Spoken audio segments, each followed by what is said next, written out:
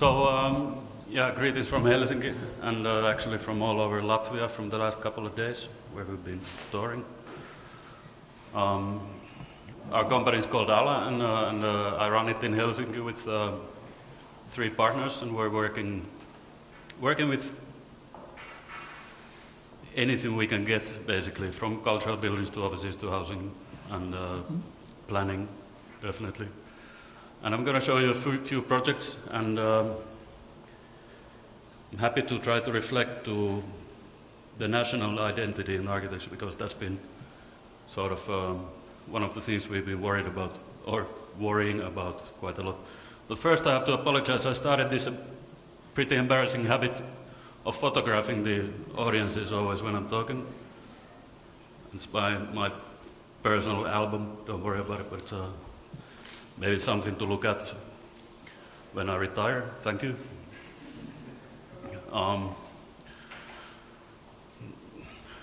When I started studying, I had my idea of buildings, as anyone who goes to architecture school, and I thought I knew everything, and I was kind of shocked with the way that what we were told about Finnish architecture, because the university in Helsinki was really focused in the concept of Finnish architecture, which was kind of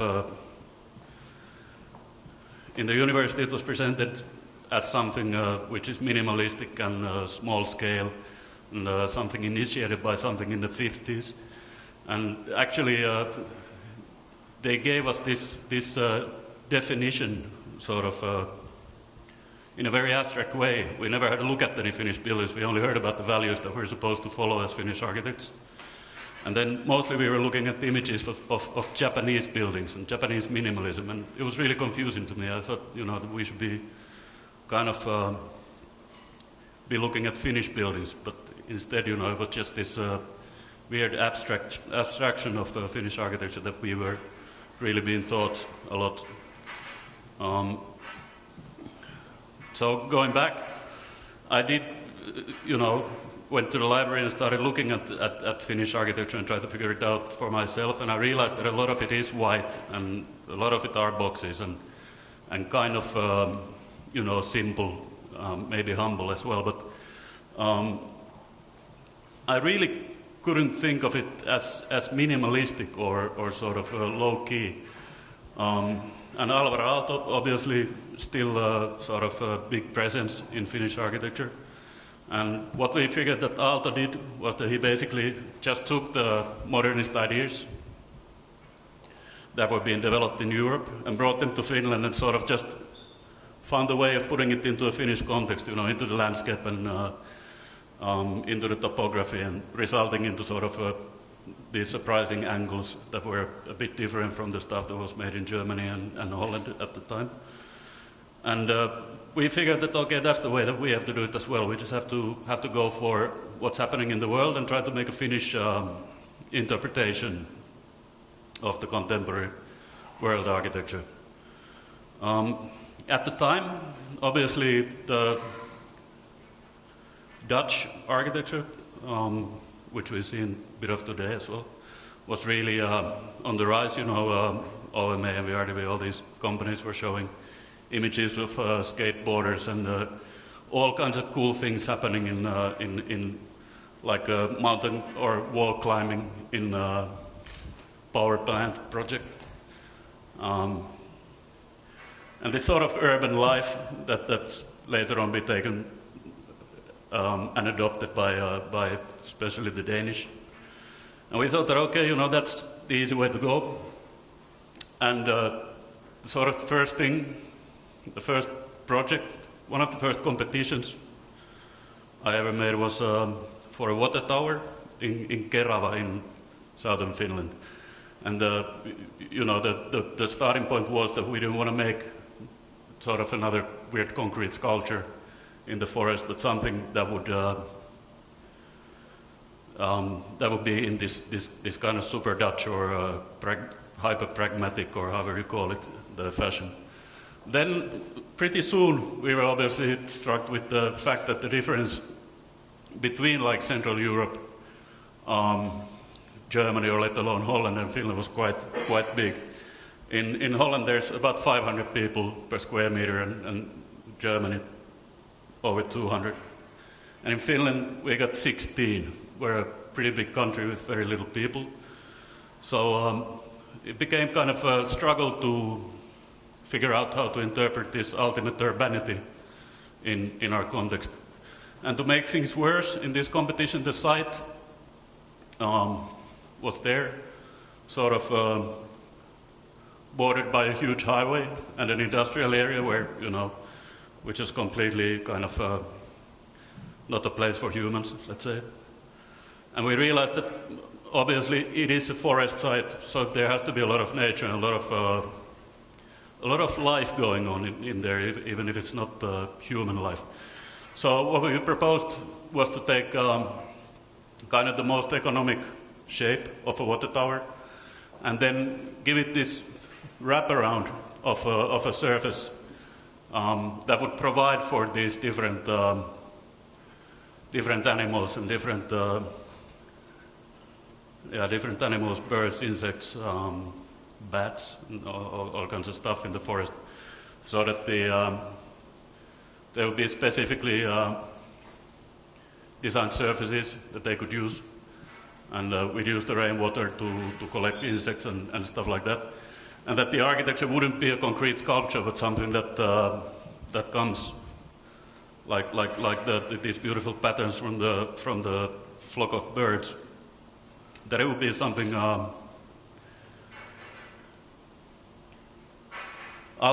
some sort of an ultimate relationship to nature. And we were sometimes after a competition, and this one especially, we were completely sure that we were going to win, because, you know, this was to us the perfect way of doing what Aalto had been doing like 80 years before. And the jury report, whoops, one too many. The jury report said that it's totally inappropriate. And we got very shocked and sort of realized that maybe there was something more profound that we'd have to do, apart from just, you know, get foreign ideas and bring it here and sort of make an interpretation. And then further looking into Finnish architecture, and to start with the work of Aalto, what he did with modernism, he did turn it into something completely different. He only kind of took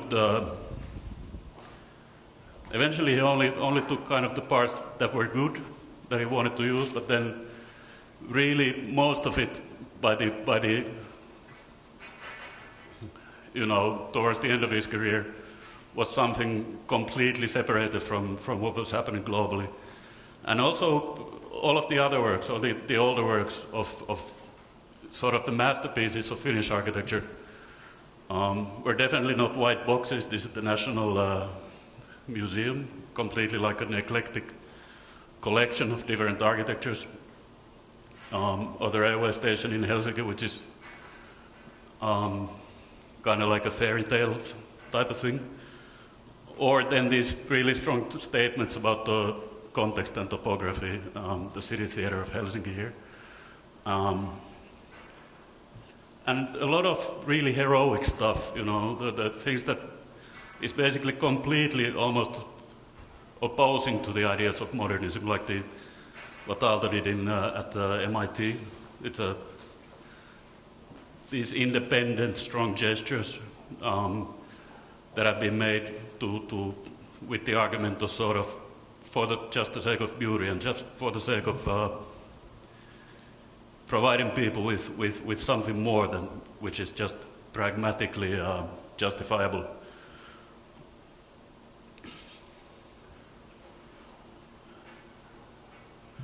And then obviously connection to nature, not only in kind of a way of juxtapositioning, but in a way of touching something archaic, or touching something mystical about nature, which is Reima Pietilä on display here. And all these kinds of moves that were anything but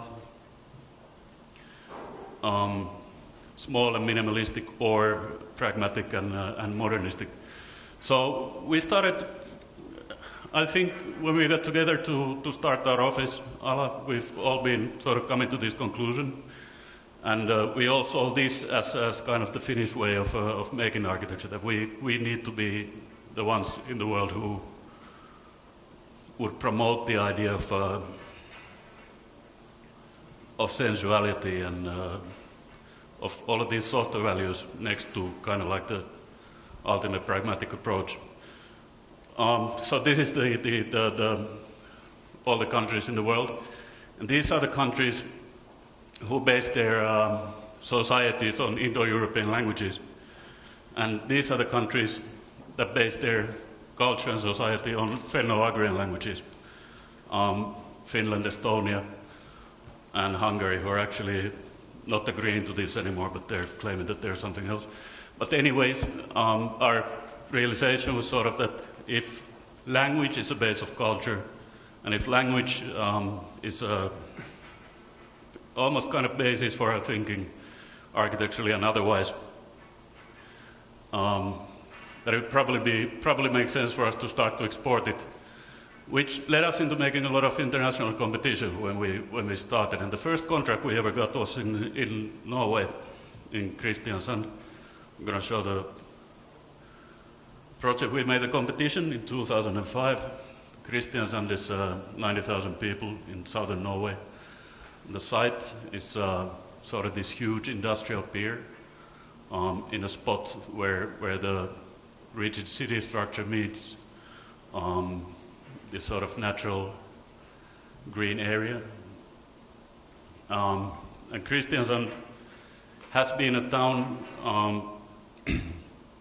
historically based on importing wood. So timber and the local oak is an important part of the country's of the town's history, and it may be kind of like the reason for its existence.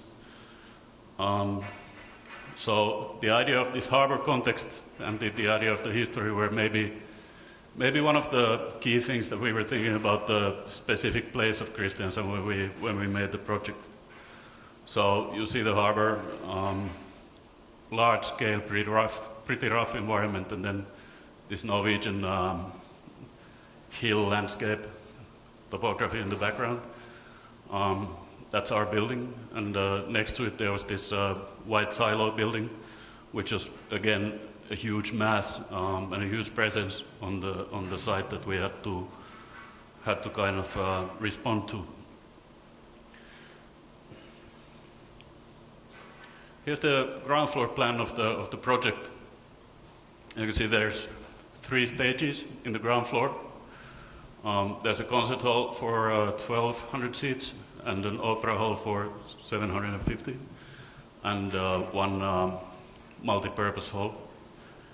And kind of what we were talking about, obviously none of us had designed a theater before, but our discussions were a lot about what is a theater and what's the kind of the essence of what's happening in these buildings. And we came up with the idea of the 4th wall by the Diderot, the French philosopher, saying that any performance stage has these 3 physical walls defining the stage where performance happens. And then this one, the 4th wall, which is the imaginary building element between the performer and the audience, kind of separating reality from fantasy. So the kind of how we imagined the building was that this 4th wall should become the whole building, and we should really focus on the line between the outside world, which is reality, and then this fantasy producing machine, which is the theater. And the architectural gesture to do that became this undulating wooden wall made out of local oak, which has the lobby underneath, and the audience would pass through the wooden wall to enter the world of fantasy. And the shape would be defined by the auditoriums of the 3 halls raking up towards the lobby. And then the gesture is exaggerated by bringing the shape all the way up to the line of the waterfront. Sort of just to fulfill one of the main purposes of a public building, which is basically to attract people. And also the idea was that a public building is inherently something that's being paid for by everybody, but not everyone wants to go to the opera or the theater or the concert, so we want to really exaggerate the gesture on the outside to define this urban space that anybody can use, even if they don't want to buy a ticket.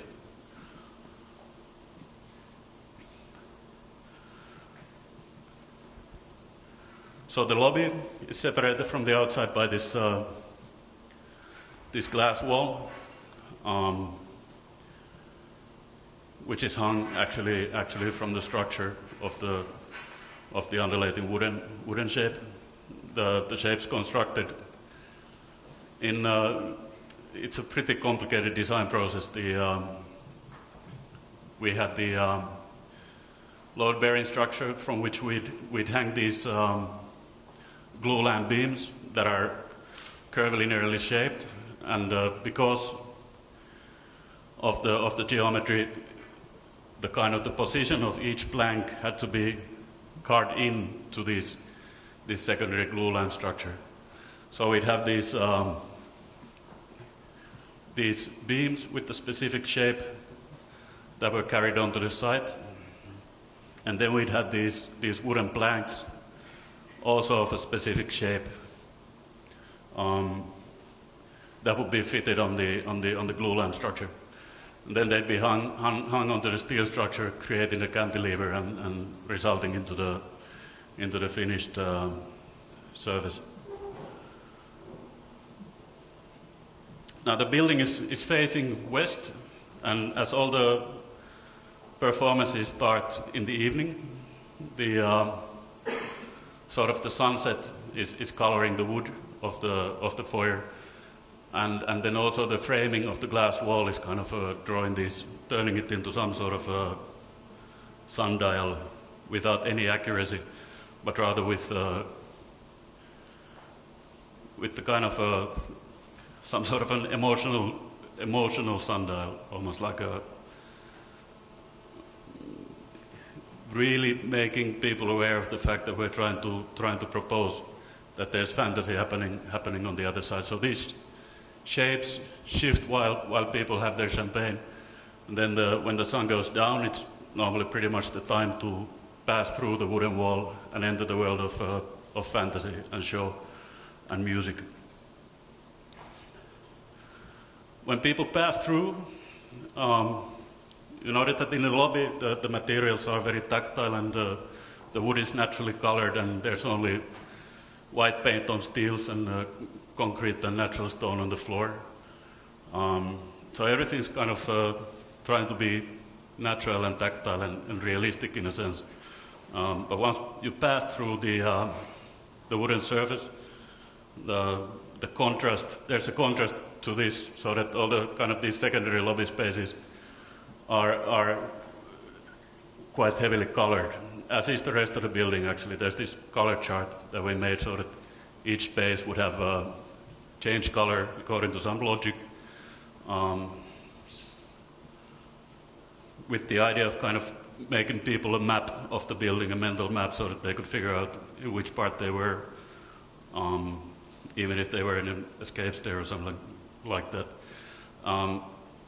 But then in the lobby spaces, the same logic is applied, and the colors are providing a pretty stark contrast to what's happening in the main lobby. Is this my phone? I better take it further. So, as a contrast to color and materiality, or a contrast between color and materiality, is also, there's the contrast also of natural light and artificial light between the main foyer and the sort of the world of fantasy. The wall was actually colored by a Norwegian artist, sort of following our color plan, so that when you walk from one end of the building to another end, it's 100 meters in length, the colors sort of gradually change from red to yellow in this particular floor.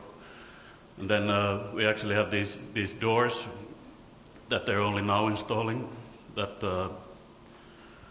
would have colored light in them in order to contrast maybe with the color scheme and help people to find those doors. But another contrast in this building is obviously between the wooden wall and the rest of the building. The three other walls of the building are of black aluminium, and it's this sort of our interpretation of what would be an industrial architecture sort of existing on this site at the moment. Obviously, with better detail than in like real industrial building, but still the architecture has a clear reference to industrial construction. Also to give an idea of a theater as a production facility, which it ultimately is. By placing the windows only on one side. Oh, I should explain to you about the black walls always have this zigzag shape to them, which is justified by the fact that the walls behind this wall are rehearsal halls or individual rehearsal rooms for musicians. And the acoustics don't like rectilinear room, but always one wall would have to be tilted. So by tilting the exterior wall, we could kind of create a stronger identity to the very simple, homogeneous black aluminium facade as well. And it also helped us tying the whole building into context by relating to the scale of the big white silo building. That was the definitive piece of architecture on site before our intervention. Just flick through the two main halls here. That's the concert hall. Concert hall design is sort of a balancing act between the architect and the acoustician. And there are certain rules about concert halls that the acousticians want to follow. Basically, they want every hall to look like the Musikverein in Vienna. And we didn't like that kind of image of almost of the Musikverein, which is almost like a Chinese restaurant, almost with these all these different things and mirrors and plenty of stuff happening in the ceilings and the walls. So instead, we basically conceived the space as this one huge, immense space made of black concrete, where you then place kind of like almost this wooden instrument, which the orchestra would be playing, and which would also bring some warmth and kind of the idea of a smaller scale to people sitting inside. It's almost impossible to photograph, but then the lighting in the vast space of the hall is designed so that once people sit inside and it gets dark and the orchestra starts playing, your eyes slowly get used to the darkness and you start seeing these shapes all over the black box of the hall, which are required by the acoustics to provide kind of preferred sound reflections. So also in this hall again, there's an idea of contrast between the dark concrete and the light wood, and maybe large and small regarding these modulations. This is the opera hall. It's almost like an inverted image of the concert hall, so that the people are actually sitting in the smaller space defined by these black walls. You're always surrounded by black or almost black surfaces, which makes it better in terms of theater performance, because the directors prefer this kind of a studio theater atmosphere, that your focus would be solely on the stage opening. But then when there's opera performances in the space, there will be light shot into these brighter colored walls to give the whole sort of a bigger presence, which is what the opera is about. It's about people being a little bit putting themselves on display, and not solely about enjoying what's happening on the stage.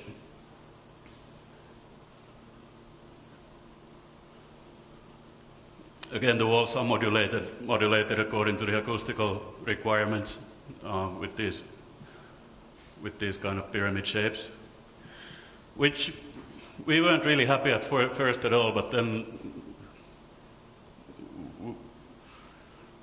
the long process sort of killed our original ideas, and despite the building being in Norway, we actually couldn't spend all the oil money in the world, which is what we initially thought.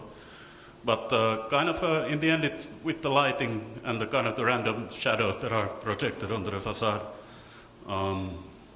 make it kind of interesting enough. And this is an image of one of the smaller halls, where you see this idea of a studio theater, that everything's black and to really just focus on what's happening on the stage.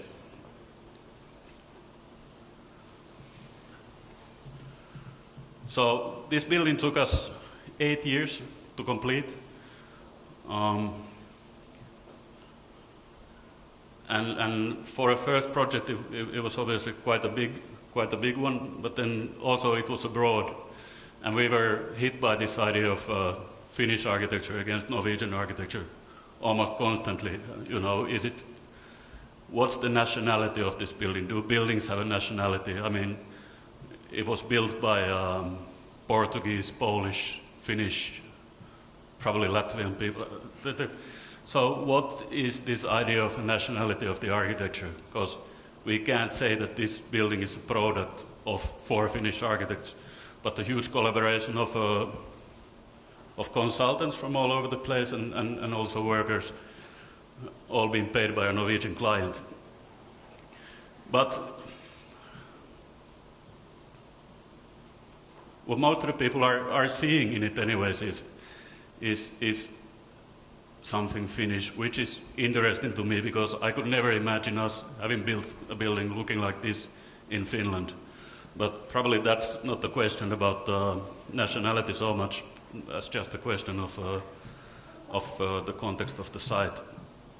Anyways, during these 8 years, we got some work back in Finland as well, and managed to grow from 4 guys making competitions into a real office. As you know, Finland is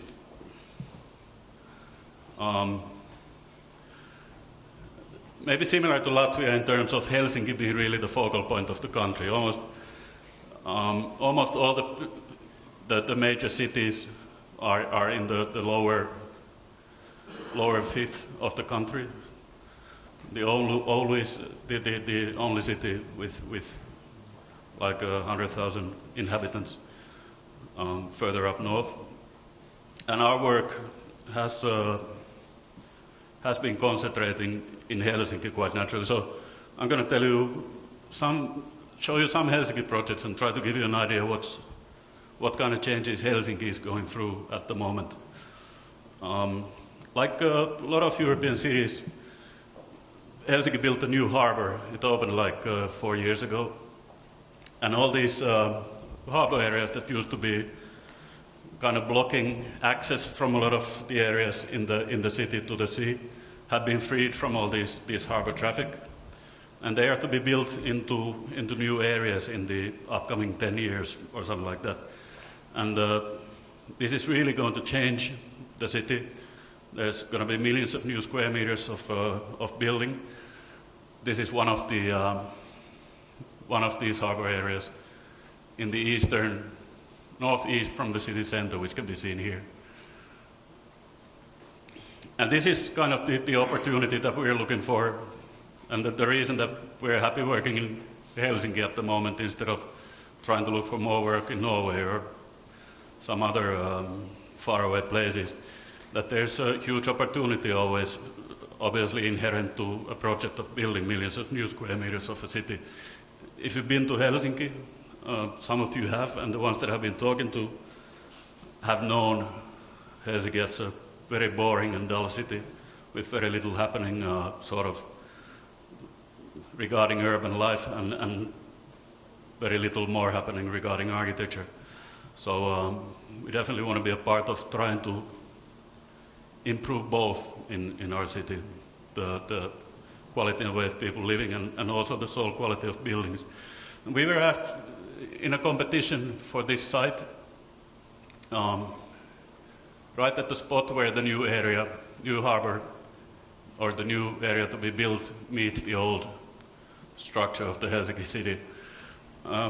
Currently the site is, it's already kind of a landmark site because of this huge coal heap that's reserve energy for Helsinki in case of crisis. It's like a black mountain that everyone sees when they drive into the city center from the east.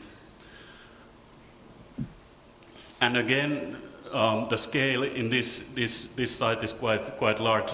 Right next to the site, there's this 70s housing area, like a concrete element housing project, sort of adding to the lack of small scale. But I mean, the context is really immense and already has sort of a landmark status in the city, which enabled us to kind of propose buildings that maybe looked a little bit surprising regarding the context, but that were strongly motivated by what we had in the surrounding. How we'd like to imagine these new areas would be sort of going back into the perimeter block structure of the Helsinki city, which is the original sort of tradition.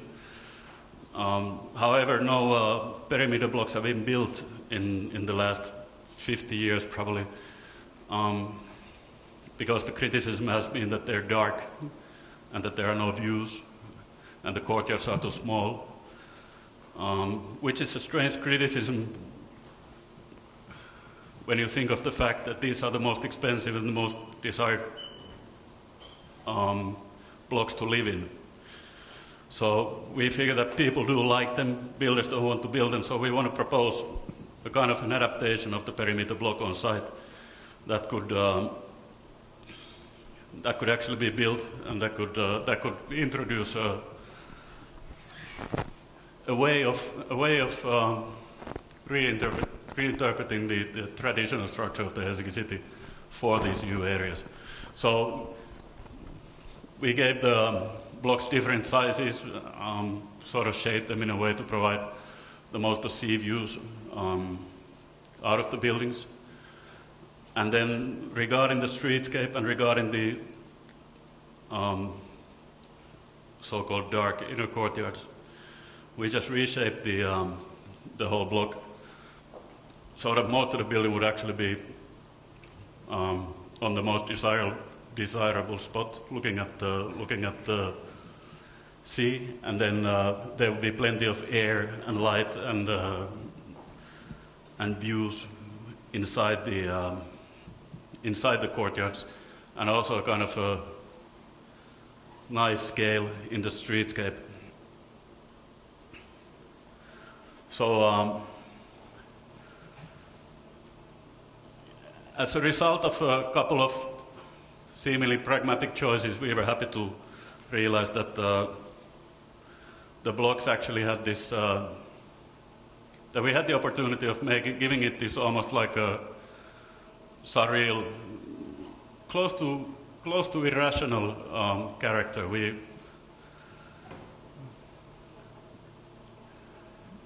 I actually hate going through those diagrams too much because it's kind of nicer to just explain that we wanted it to look like these huge perimeter blocks melted in the summer or something like that. But then the shapes are sort of justified with a couple of moves, like the idea of people who are living higher up. They got the best views, so they don't get the largest balconies, but kind of like the size of the terraces that the top apartments have would be bigger the lower you get. So it would result into this kind of like surreal melting sculptural image. But I guess the main point of this project was really to work with the elements given to us by the Finnish housing production, which are very limited. As I imagine, it's probably very limited in here as well. But the aim would be to bring these different ways of living from townhouses to lamella houses to kind of like tower typologies into one block, to bring to as many different kinds of people and ways of living together to form one area, and a kind of a diversity into the area, both regarding scale from small to big, and also regarding apartment sizes and prices and the typologies of the apartments. And everyone would have a nice view to the sea. People liked it. They gave it a lot of nicknames, which to us was kind of a symbol of them liking it. My favorite today is the pissing pot. But Helsinki is quite reluctant to change. And in the poll, 59% of the people said that they liked the buildings, and it's actually a fantastic result for Helsinki. So the planners, after the competition started going ahead full speed, and the planning is completed for the site. But now the only problem is that the coal heap that's located on the site has become a political issue, because it's reserve energy in case of crisis. So let's say that if one of our neighbors attacks, and I don't mean Estonia, we're going to need this energy close to the city center. And that's why we're still waiting for the construction to actually start. But meanwhile, the rest of these areas are being taken into use by people. The rest of these harbor areas. These are images from close by. If you come to Helsinki in the summer, you should definitely go there, because it's displaying this kind of a new active way of living that people are adapting in the city, and they're using these harbor areas before the construction companies come in. And you're still going to see the black coal heap as well, at least for the next couple of years. People always think that living in Finland, that the most difficult part is the cold, because we live way up north. I don't think so. Cold is easy, you put on more clothes, you're fine. But the light is a big issue. This is the angle of sunlight in mid-December in Finland, the highest angle of sunlight. So it comes up to 6.5 degrees and goes back down. And at 3 o'clock in the afternoon, my neighborhood in the city looks like this. And then vice versa in the summer, at 3 o'clock at night, my neighborhood looks like this. So we're completely obsessed by the idea of natural light. And talking about national architecture, it's strange to me that with these kind of exceptional conditions, our cities are still designed and planned like German cities, with just a little bit more insulation in the walls. Helsinki is like a miniature Berlin if you study the way it's been planned. So we were asked by a client to sort of rejuvenate this city block in the south of Helsinki. And this idea of light became kind of like a central issue in this project.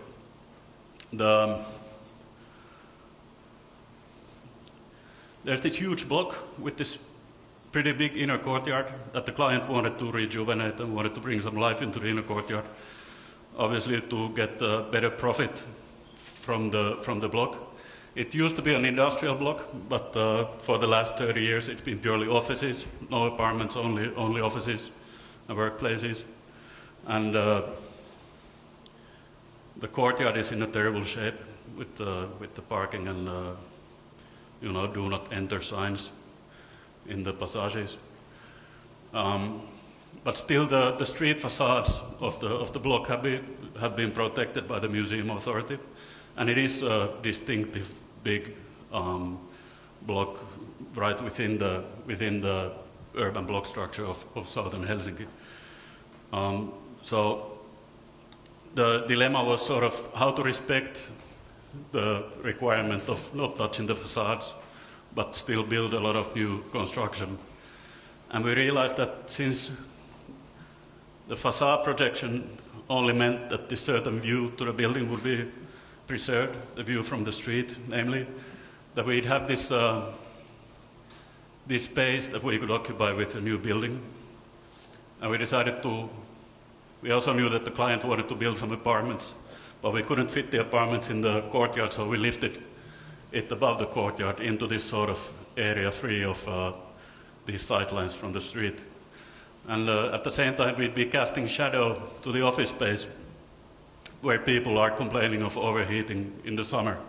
So in the summer, when the sun is up high and it's warm and light all the time, they will get some shadow and some maybe better conditions to use their monitors at work. And then in the winter, when the sun is only coming low, there would normally not be a lot of light in the courtyard anyway, so we shaped the lower part of the building as into this light-catching machine, which would contain more office spaces next to the existing office spaces. So the lower part of the building is completely reflective, like a mirror, also then reflecting the original architecture of the block. Then the upper part is apartments with greenhouses and terraces and stuff like that, making it into this kind of a shape that would fit in the envelope defined by the sightlines. Obviously, you could see it from afar, but you'd be only seeing the top part, which is good because it looks ridiculous as one complete building. But the notion of people only being seeing either the top from sort of further away, or then the bottom when they actually enter the courtyard, made it kind of possible to us to propose this weird wedding bouquet looking like a building, because it's essentially two buildings, really two buildings on top of each other. You'd never see them at the same time. So the floor plans go from the public space down in the courtyard level to all the apartments that could be enjoying use all the way down to the Baltic states across the Gulf of Finland. There you have the image. We told the planners that if we get to build it, we'd have to perform really well, because our office is located here, and we couldn't afford to build an ugly building that the clients would see when they come for a meeting. And they bought it, but they also wanted some evidence as to our idea of reflecting light and providing shade. So we made these calculations proving that the amount of light in the winter is minimally less than it currently is, and calculated the heat loads on the facades in the summer, and made a lot of studies regarding the visibility of the block. The black areas are the ones where you'd never see the building, and you can see it from the sea. This is one of the harbor areas that's going to be built, so it's kind of going to become blind to the proposed project as well. So we made all this, and shadow obviously was a big question. The people in the neighboring building were afraid that it's going to get dark in their apartments.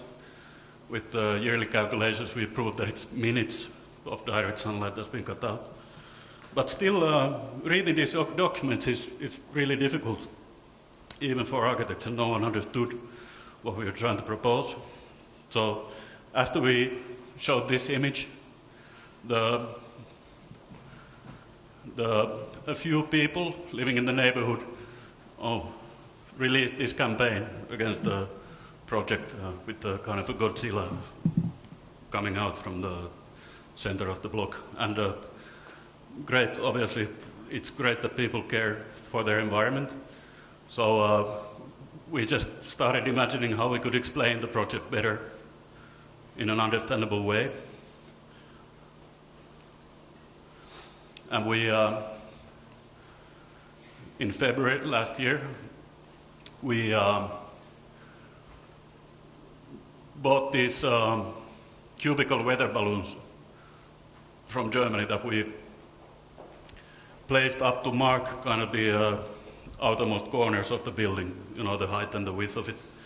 And these couple of guys spent a week in minus 30 degrees putting these balloons up so that people could just, you know, go home and have a look whether they are going to see or not going to see the new building. Then we invited the people in one of the spaces in the existing block for a discussion, and we also lit the kind of the footprint of the proposed building and made the point that maybe the courtyard is not in the best possible state currently, and talked with the people for 2 or 3 hours, and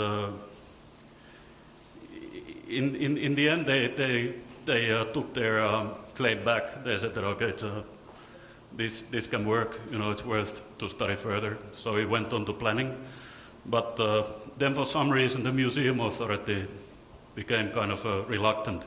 So the project is currently on hold, but we do hope that in 3 years, when we walk to our favorite lunch place from the office, that we still can't see the building from the street, but it would actually be there.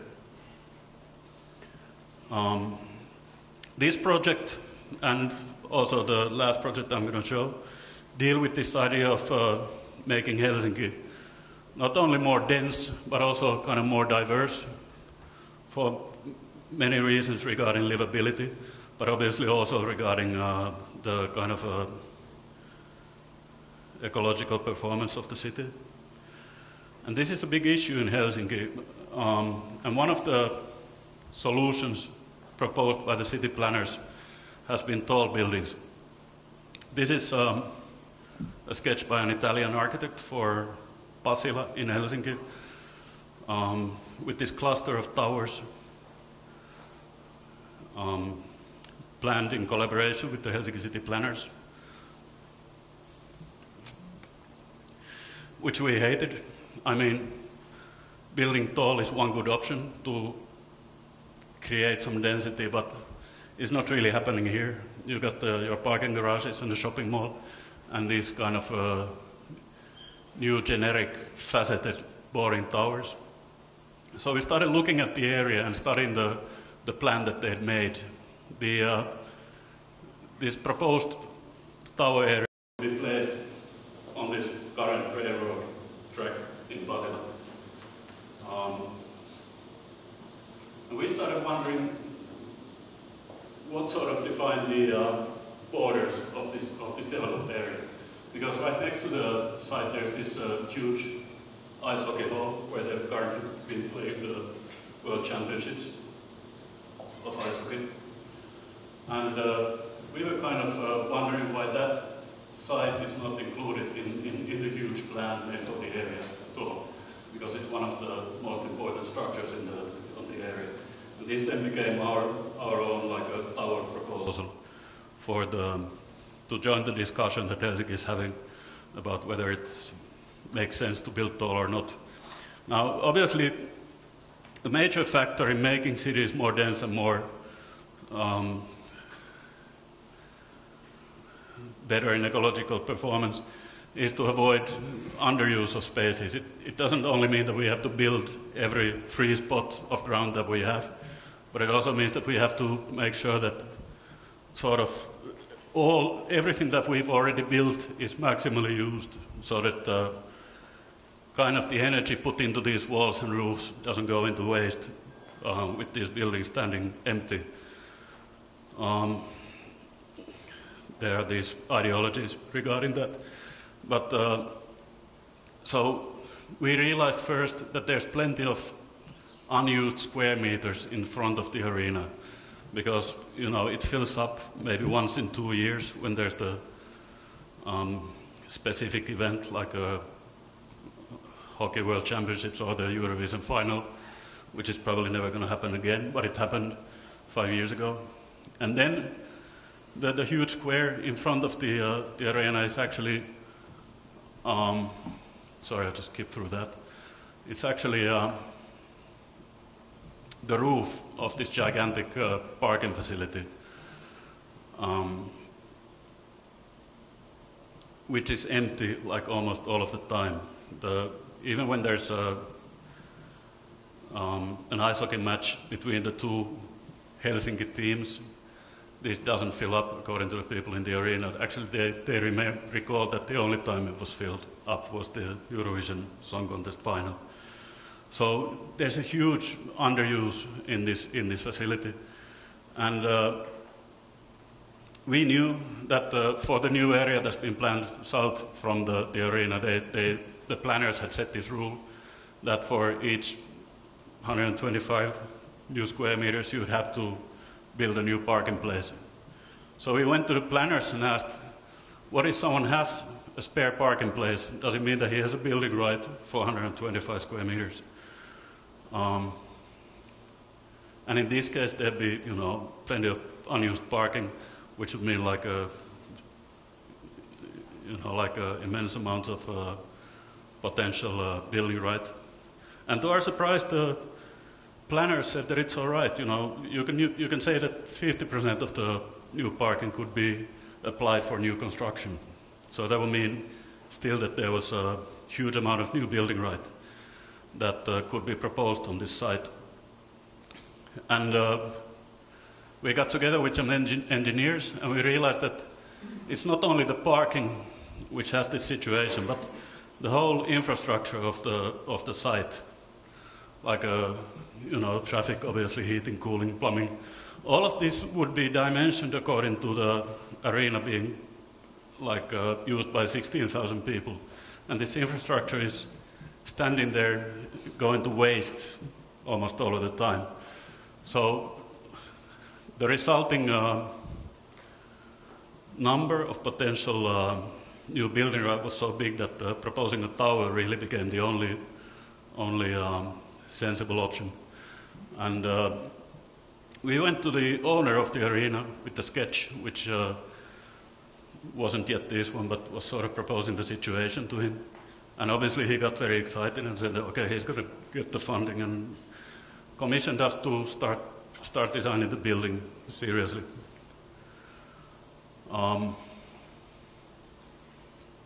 You see, it's kind of like this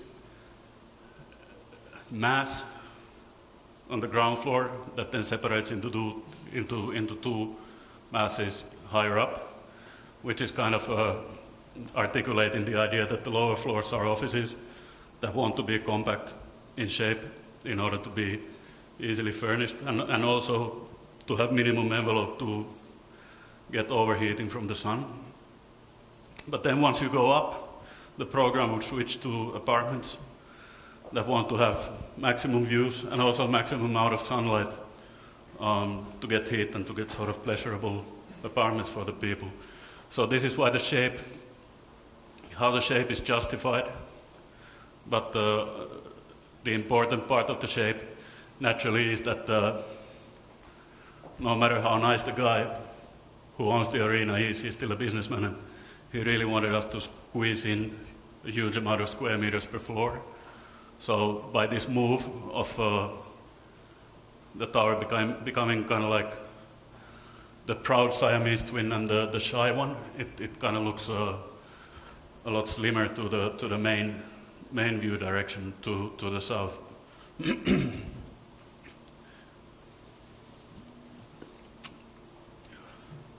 Apart from the tower, there's going to be this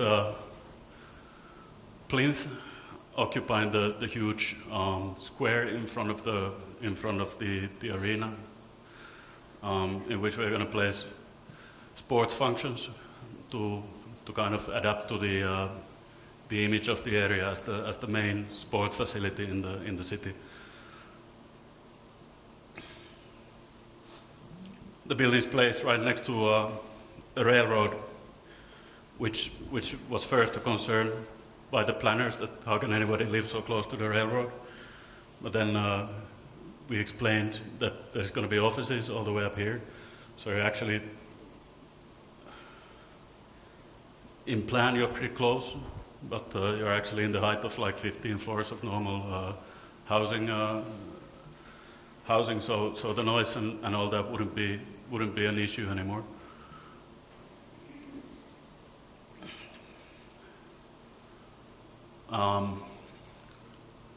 During the process, both the client and the planners, for some reason, wanted us to put a hat on top of the tower, like a Empire State Building or something like that.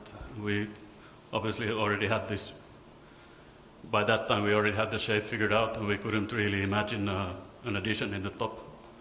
So the planners and the client both bought the idea that by applying this kind of railing system of sunken corridors next to the railings, kind of like in the Oslo Opera, and people standing on this top level, on the actual highest spot of the tower, could become like the spire or the hat or the kind of like the additional thing that used to be always added on top of a tower in the previous century. And that would also be kind of the ultimate vertigo experience too. Vertigo experience and probably also the ultimate experience of space, which is what you get by building tall. You get these amazing views and this amazing feeling of emptiness and air around you, but by then excluding the railings from the equation, the feeling could be even exaggerated. I'm 10 minutes early. I didn't bring any more projects, but if everyone's still awake, I can show you a project that we made for the Venice Biennale last summer. They asked a bunch of Nordic offices about your design ideology, and they wanted us to make a sculpture that would describe our design theory, or design ideology was the word that they used, which was funny to us because even though it's kind of an academical suicide, we always thought that we don't want to have an ideology. We want to be able to respond into whatever is on the site, and or into whatever is in our heads, or maybe in our souls or something like that whenever we're doing the project. And the idea of our work is really to allow ourselves the freedom of making like sovereign moves, or being pragmatic, or being something else, if we just feel like it's the thing required.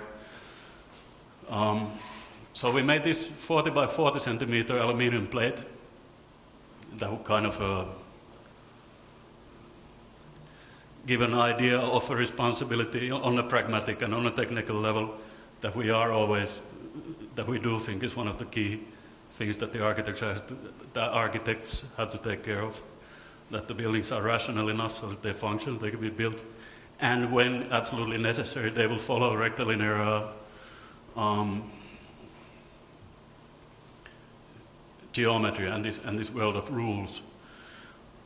Can't see it very well, but then what we put inside was this human figure sleeping in a fetal position, kind of maybe our ideas about allowing you to put your intuition into the work, and put your subconscious into the work, and to allow even rational and irrational be one of the kind of the juxtapositions that you're working with. Then we just kind of covered this figure with aluminium, creating this kind of a soft shape to react with the rigid square shape. And as the final touch to us, the final touch literally is the last level of architecture, which is equally important. There are these different surfaces around the aluminium piece, some of which are polished and some of which are very tactile and even scratchy in a sense. So that's the best I can explain our design ideology, and leave you with that. Thank you.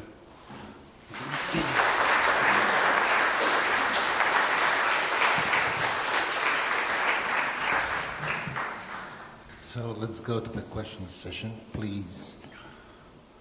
Any questions so far? Oh, but a lot of them. You just take this before I forget. Hello, I'm Janne.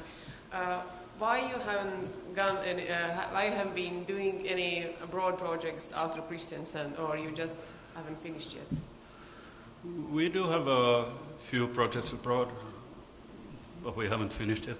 Yeah. And also what happened after the financial crisis in 2008, to us it was kind of the opposite to what Jakob was saying, that all the projects in Holland died. To us all the projects abroad died, so we didn't have so reliable clients maybe abroad. But we're going ahead in a very slow way with some project in Russia, and we just heard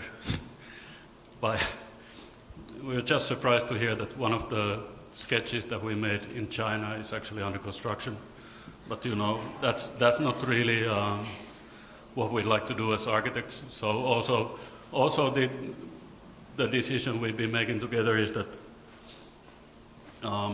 we will work abroad with an interesting project, but not like that they phone us from China and say that we're actually building it according to a PowerPoint presentation, you know. And also Helsinki at the moment is a great place to be for us. We got a lot of work at home, and the projects are interesting as well. And then, I mean, what's the point of leaving? It takes a lot of energy even to build as close to Norway, which is what we learned in the last 8 years. It would have been way easier to do it at home. Yeah, that's what I wanted to hear. What was your conclusions after the Christiansen project? Yeah. It was a nice enough project to use all the extra energy to make it in a foreign country. I mean, it was the ideal project, even though we, as I mentioned, we couldn't like spend all the Norwegian crowns that we would have maybe wanted. It was still a project that was in a constant process from the beginning, you know, from day one after the prize ceremony. And when a project is organized like that one, and so on, we'll definitely go abroad again. And one other question: what is the dream of your office? Meaning that where you are going, and also what is your difference from the other Finnish architects and Finnish architect offices? Why the client should choose you, not the other offices? I don't think they should always choose us. I mean, there are a lot of offices who do better work for certain cases, and I think that's a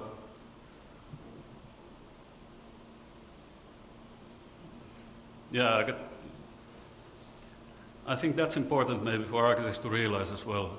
I mean, it's a luxury.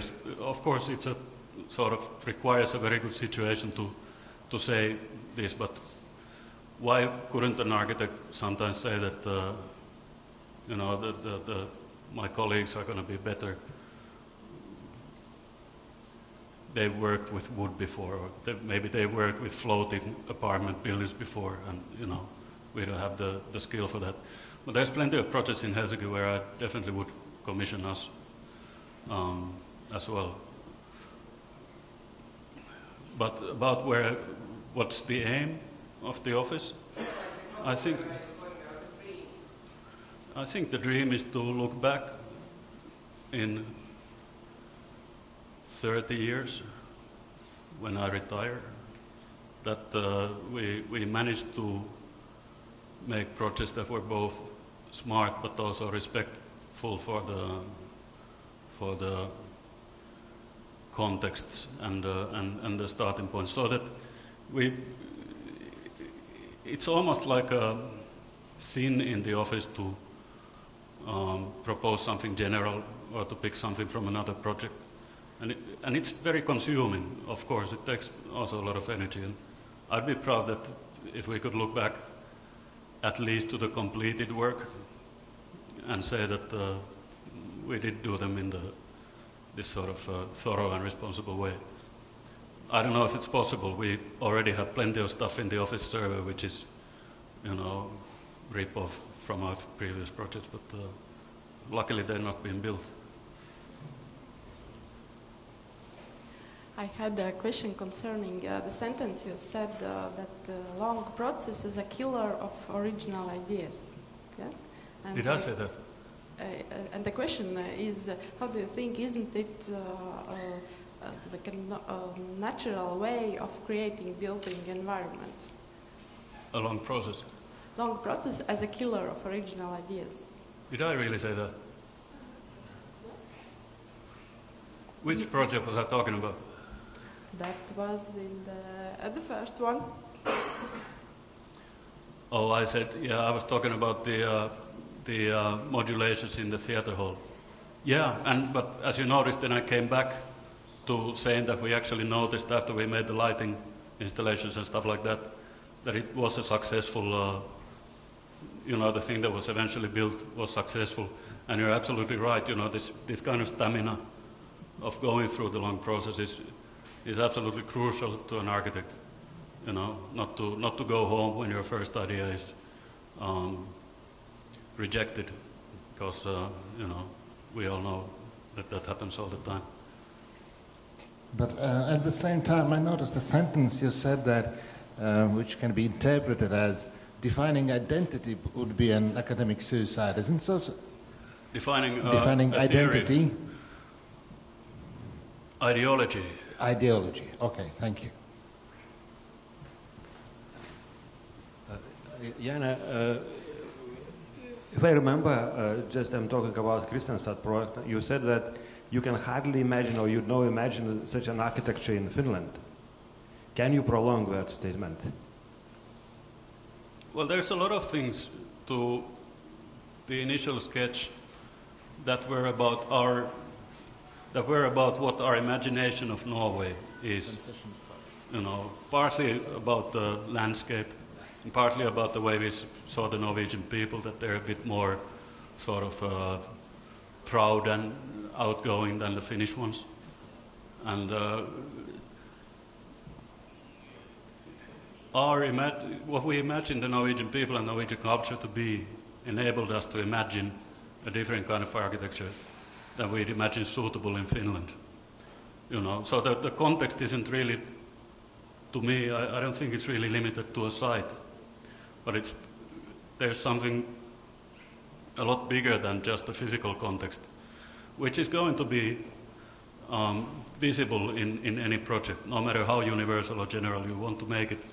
And we kind of have wanted to embrace this thing that we've been calling it the subtext in our own, you know, that there be context and a subtext to each project. And that the subtext is something that we can't photograph, but something that we really need to let ourselves get influenced by.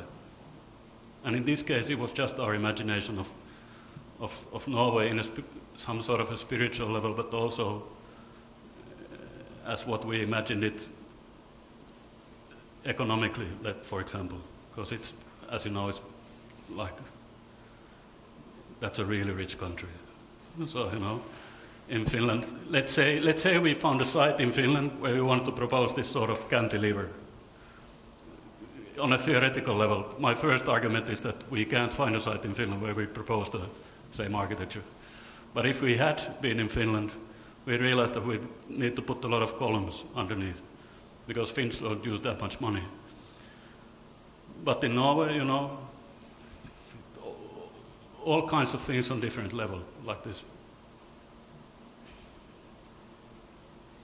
If you would have to do now the Kristiansand Concert Hall, would you do the same design?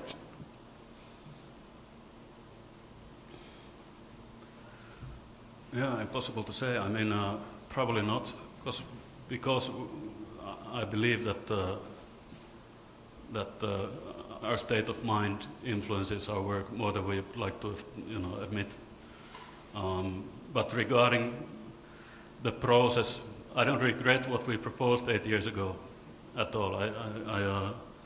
I think it was exactly the right thing to propose at the time, and the process also proved that it was on a practical level, and in all these levels it was a good proposal, because it got built almost the way we first proposed in the competition. But no, definitely it would be different today. Thank you, Janne. Thank you. So